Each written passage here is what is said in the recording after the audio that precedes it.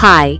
Today, I will bring the author's book, That's a Narcissist, and learn about 6 ways to create boundaries that will protect me.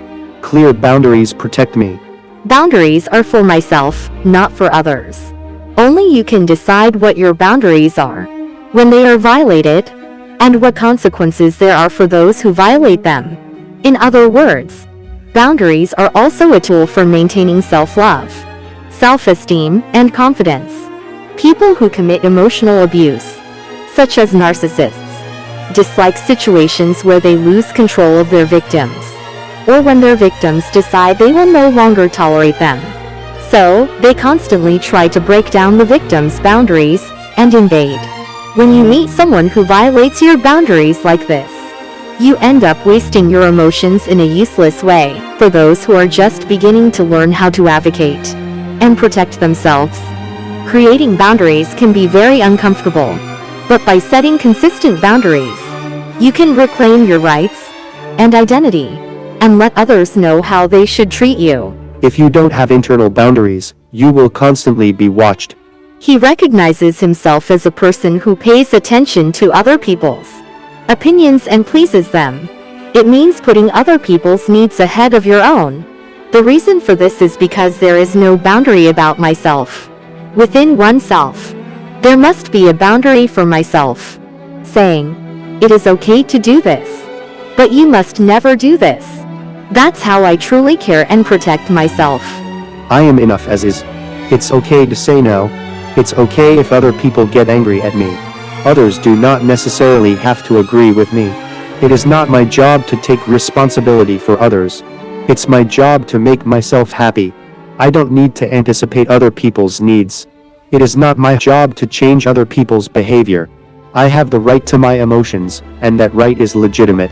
Among these, choose sentences that resonate with you and always keep them in your mind. Control interference from others with external boundaries. External boundaries are easier to set and enforce than internal boundaries, because it's clear when others violate boundaries.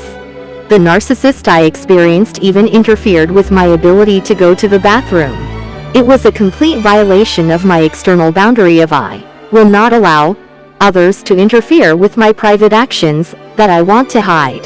Let's look at other examples of external boundaries. I can spend time alone. You can listen to only the music you want to listen to. I can have my own interests. Others cannot interfere with what I want to do. I have the right to maintain my original appearance. I have the freedom to express myself spiritually. I can control who is allowed to interfere with me, and when. I can choose whether to lock my door or not. Don't feel guilty about prioritizing your needs.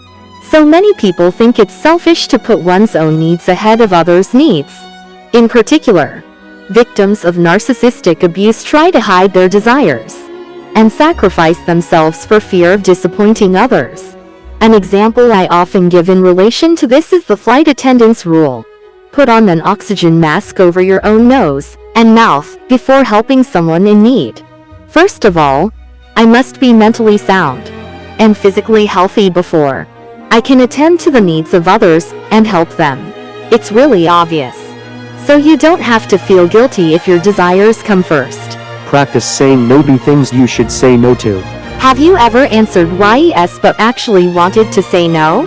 If this was not a special situation, but rather a common occurrence in everyday life, now I am more fully aware of what I really want and what is important to me. Only then can you say no. Excellent empathy can be toxic. Being good at empathizing seems like a blessing, but in some ways it feels like a curse, especially in a relationship with a narcissist. Empathy becomes the biggest trap that prevents you from leaving the relationship.